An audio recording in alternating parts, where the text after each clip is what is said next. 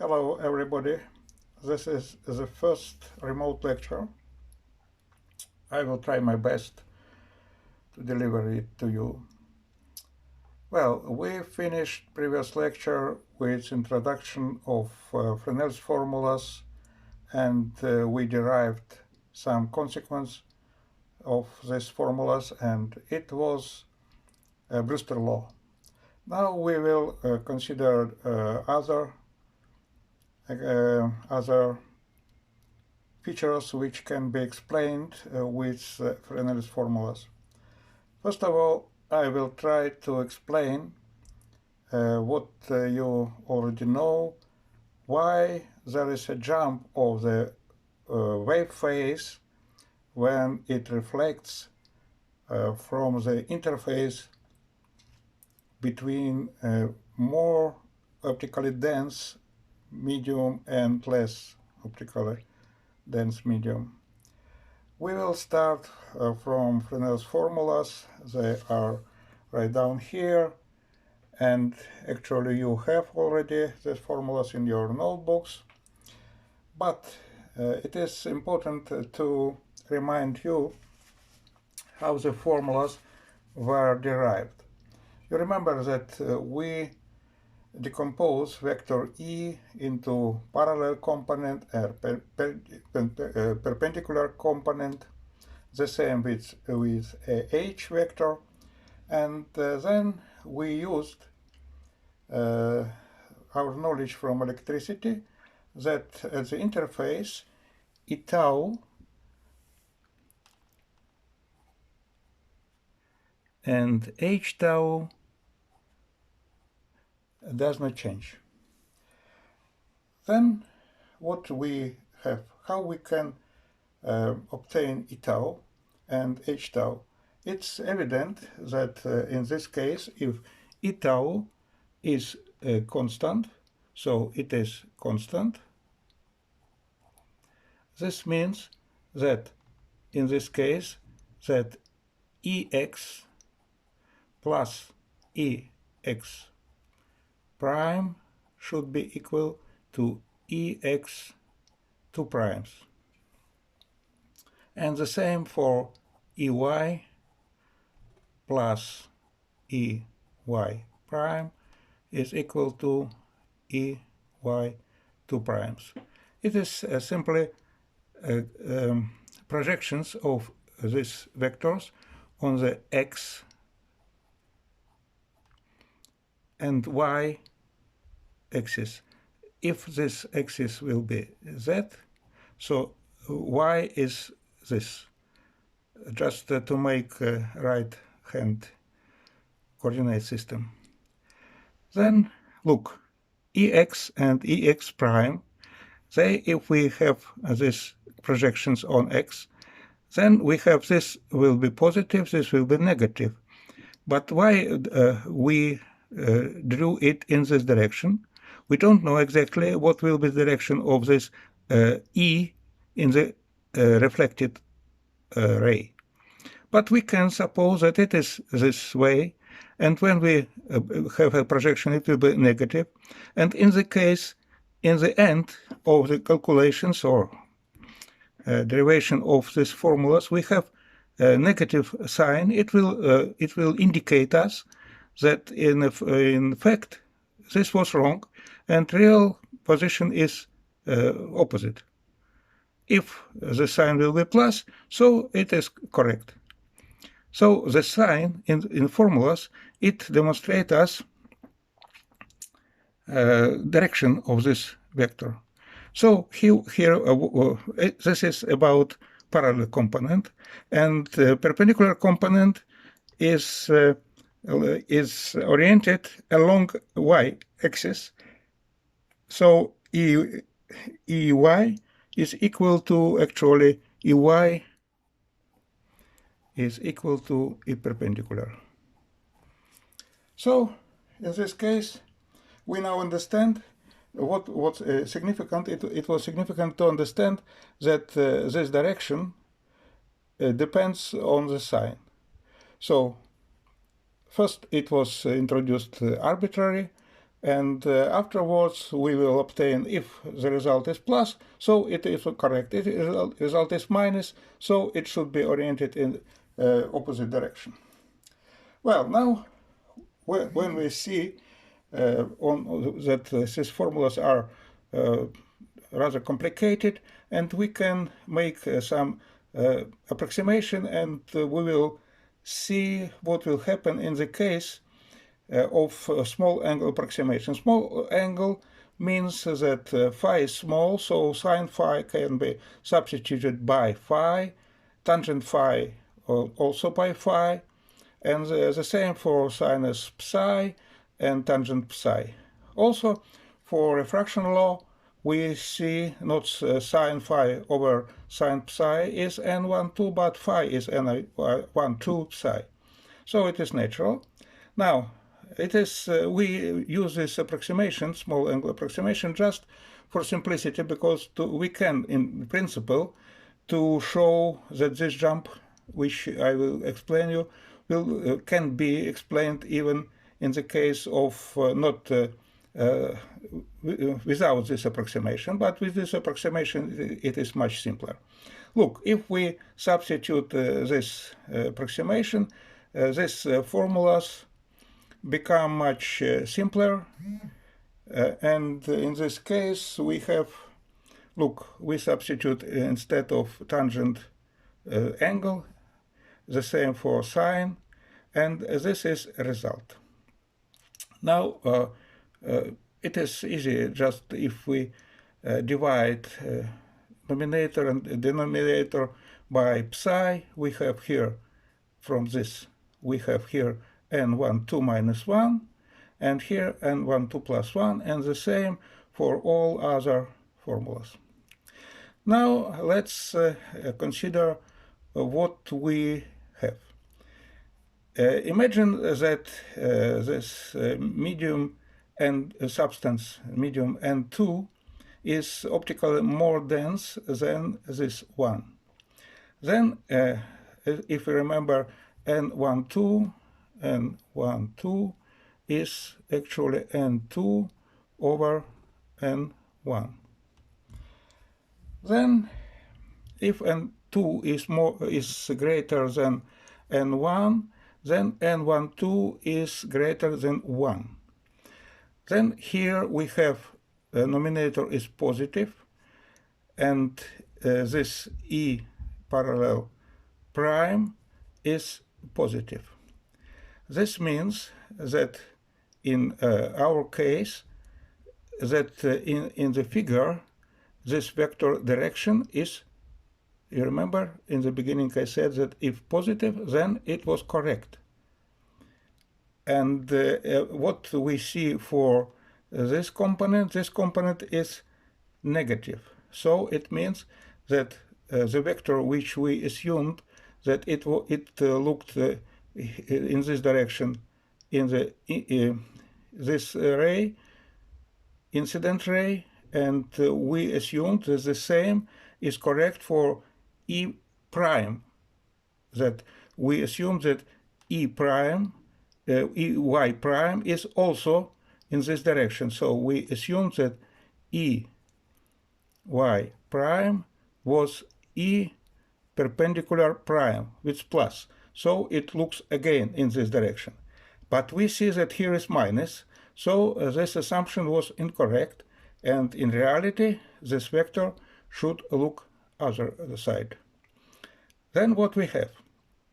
We have that this vector is correct, and that vector which for perpendicular it looked that way, now it looks opposite direction.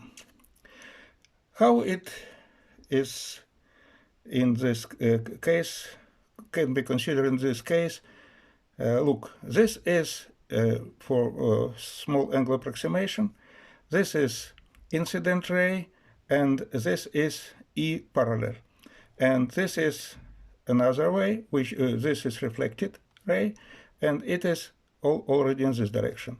And with that component, here it was this one, and here it is this one.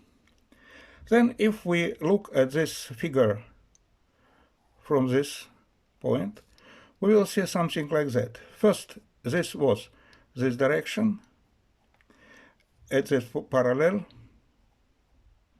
component, and this was perpendicular component. Now, this is parallel component in the reflected way. Look here, this is, and this is perpendicular component in the reflected ray. So this was initial vector in incident, and now it is in the reflected. You see that this vector turned around, and this is pi is angle. So we see that indeed we have a jump of the phase by pi. Now imagine that this media is less optically dense, then N2 is less than N1. And then here, look, numerator will be negative. So this means that we need to change this direction other side. And here, again, this will be positive. You see that in this case, the directions of the vectors E parallel and E perpendicular are the same in the reflected as it was in the incident ray. So in this case, we see that if this medium is less optically dense, then the jump is absent. Hopefully you understand this. If not, I do hope that you will make your comments, or you will contact me via email, and I will try to explain it again, or answer your questions in case you have such questions. Some questions in this. Okay, I will welcome any comments, because it is the first attempt, I would say, test lecture. So to improve it, I do need your feedback. Okay, let's go on. And next, what we will consider, what can we derive from these formulas, is a total internal reflection. If you look at the questions which you will have at exams in Sibelius, there is such a topic, total internal reflection.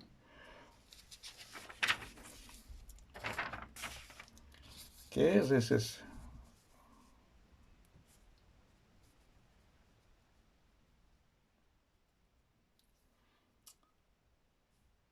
well.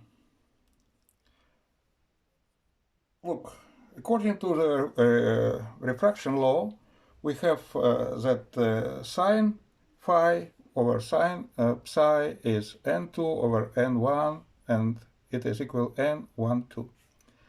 Imagine that we have some case when sine phi is equal to n12. By the way, it is immediately clear that it is possible only if n12 does not exceed 1. So it means that we have the medium n1 is greater than n2. So the ray goes from the more dense medium into less dense medium. In this case, from here, if sine phi is equal to n12, it immediately follows that sine psi in denominator should be 1. But if sine psi is 1, then psi is pi over 2, half of pi. Now, if we look at Fresnel's formulas, we have for parallel intensity, it is proportional to square of components E prime over E parallel. and it is according to Fresnel formulas tangent squared over tangent squared. Here phi minus pi 1, remember psi is pi 1. Here is phi plus pi, and by the way, tangent of phi plus minus pi over 2 is minus plus cotangent of the phi.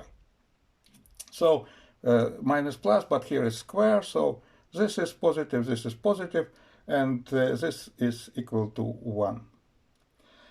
So if it is equal to 1, let's look what will happen with perpendicular.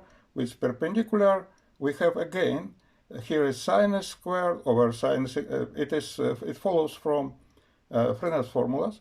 And again, this is 1 because sine pi over 2 plus minus phi is cosine phi.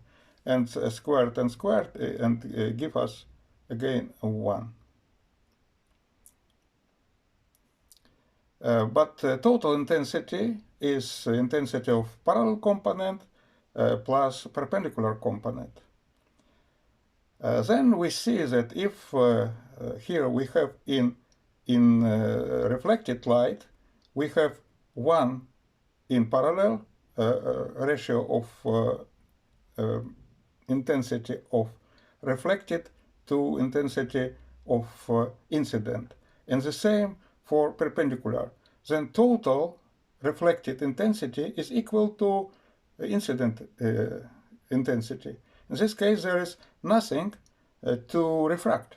All the light is reflected, and then from this, consequently, we see that the energy flux in the refracted ray is 0. So the ray, all the energy of the ray is reflected back into the medium from incident ray. So this is called the total internal reflection.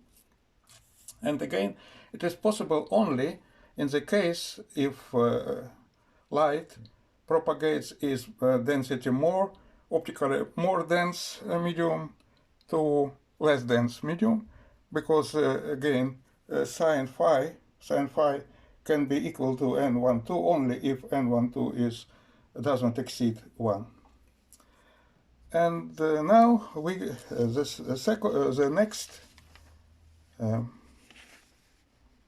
the next topic, which is also you can also find in Cibolas, is reflection and transmission coefficients.